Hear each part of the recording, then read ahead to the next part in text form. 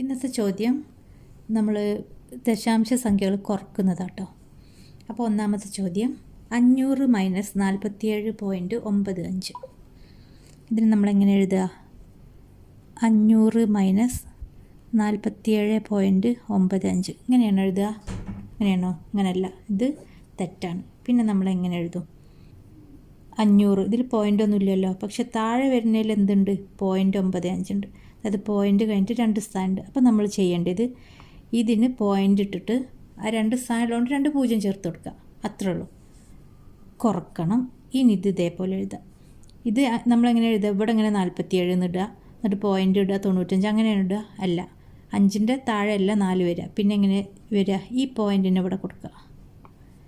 ഇനി ഫസ്റ്റ് 47 എഴുതുക. അങ്ങനെയാണെങ്കിൽ നമ്മൾ സാധാരണ ചെയ്യുന്ന പോലെ നമ്മൾ കുറക്കുക അങ്ങനെയല്ല എഴുതുക.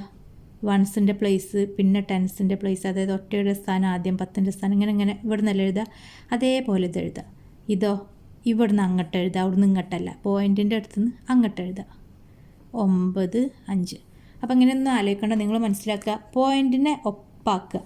എന്നിട്ട് ഈ ഭാഗത്തുള്ളത് എഴുതുമ്പോൾ പോയിൻറ്റിൻ്റെ അടുത്തുനിന്ന് ഇങ്ങോട്ട് എഴുതുക. ഈ ഭാഗത്ത് എഴുതുമ്പോഴോ പോയിൻറ്റിൻ്റെ അടുത്തുനിന്ന് അങ്ങോട്ട് എഴുതുക. രണ്ടും പോയിൻറ്റിനെ ബേസ് ചെയ്തിട്ട് ഇങ്ങനെയാണ് എഴുതുക. മനസ്സിലായോ? ഇനി സാധാരണ കുറക്കുന്നത് പോലെ കുറക്കുക. 0 നിന്ന് 5നെ കുറക്കാൻ പറ്റുമോ? ഇല്ല. അപ്പോൾ നമ്മൾ എന്ത് ചെയ്യും? ഇപ്പുറത്തുള്ള ആളടുത്ത് നിന്ന് ബോറോ ചെയ്യും, ഒന്ന് കടം വാങ്ങും. പക്ഷെ ഇപ്പുറത്ത് 0ആണ്. അപ്പോൾ എന്ത് ചെയ്യും? ഇയാൾ ഇവിടെ നോക്കും, ഇവിടെയും 0ആണ്, ഇവിടെയും 0ആണ്, ഇവിടെയുള്ളൂ നമ്പറുള്ള ഒരാൾ. അപ്പോൾ ഈ 5നോട് ഇവരൊക്കെ കടം ചോദിക്കുക കേട്ടോ. അപ്പോൾ ഈ 5 1ന് ഈ 0ന് കൊടുക്കും. 1ന് കൊടുക്കുമ്പോൾ 0 1 പിന്നെ എന്തായിട്ട് മാറുക? 10 മാറും. 5 4 മാറും. 5ന് ഇയാൾക്ക് മാത്രമേ നമ്പർ കൊടുക്കാൻ പറ്റുള്ളൂ. പിന്നെ ഇയാൾ വേണം ഇയാൾക്ക് കൊടുക്കാൻ. ഈ 10 ഈ 0ന് 1 കൊടുക്കുമ്പോൾ ഈ 0 10 ഈ 10 അതിന് 1 പോയി 9 എന്നായി. ഇവിടുന്ന് പോകുമ്പോൾ 1 പോവുക, പക്ഷെ ഇങ്ങോട്ട് എത്തുമ്പോഴോ അത് 10 ഇനി ഈ 10 ഈ 0ന് 1 കൊടുത്തിട്ട് 0നെ 10 ഈ 10 9 എന്നായി. അതേപോലെ ഇത് 1 കൊടുത്തിട്ട് ഇതിനെ 10 ഇത് 9 എന്നായിട്ട് മാറി. ഇനി ചെയ്യാൻ ഈസിയാണ്. ഇനി നേരെ ചെയ്യാം. 10 നിന്ന് 5നെ കുറക്കുക 5, 9 നിന്ന് 9നെ കുറക്കുക 0. പിന്നെ ഇവിടെ 10 അല്ല 9ആണ്, ഇവിടെ 9. 9 നിന്ന് 7നെ കുറക്കുക, അപ്പോൾ 2. ഇവിടെ പോയിൻ്റ് ഉണ്ട്, മാർക്കരുത്. ഇത് 2 കഴിഞ്ഞിട്ട് നിങ്ങൾ ഈ പോയിൻ്റ് ചേർക്കുക. ഇനി ഇവിടെ 9 നിന്ന് 4നെ കുറച്ചാൽ 5, ഇവിടെ 4. ഇത്ര പണിയുള്ളൂ. നിങ്ങൾ മറക്കരുത് എന്ത് പോയിൻ്റ് ചേർത്ത് 2 0 ഇട്ട് കൊടുക്കാൻ. അതൊക്കെ മറന്ന് ഇങ്ങനെയൊക്കെ ചെയ്ത് കഴിഞ്ഞാൽ ഒക്കെ തെറ്റിപ്പോവും. അപ്പോൾ ഇതിൻ്റെ ആൻസർ 452.05. രണ്ടാമത്തെ ചോദ്യം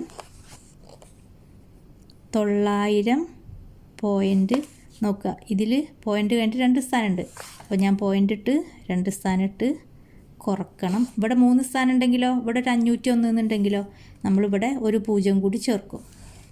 ഇനി 90.50 എന്ന് പറയാൻ പാടില്ല, 5 0. അപ്പോൾ ഞാൻ ഇത് തെറ്റാതെ വെക്കാൻ എന്ത് ചെയ്ത് ആദ്യം ഈ പോയിൻറ്റിനെ നേരെ താഴെ കൊണ്ടിട്ട് എഴുതി. ഇനി 90 അല്ലേ, ഈ പോയിൻറ്റിൻ്റെ അടുത്ത് നിന്ന് ഇങ്ങോട്ട് എഴുതി 0 9 50, അതായത് 5 0. ഈ പോയിൻ്റ് അടുത്ത് നിന്ന് അങ്ങോട്ട് എഴുതി. ഇനി നേരെ കുറക്കുക.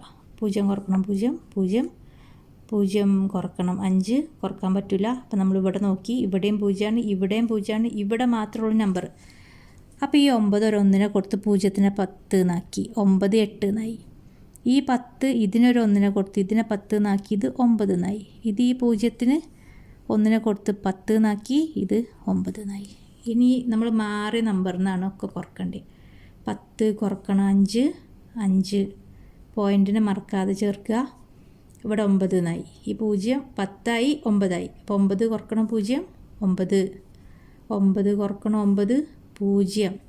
ഇവിടെ ഈ 9 8 എന്നായിട്ട് മാറി. അപ്പോൾ ആ 8നെ നേരെ എഴുതി 809.50.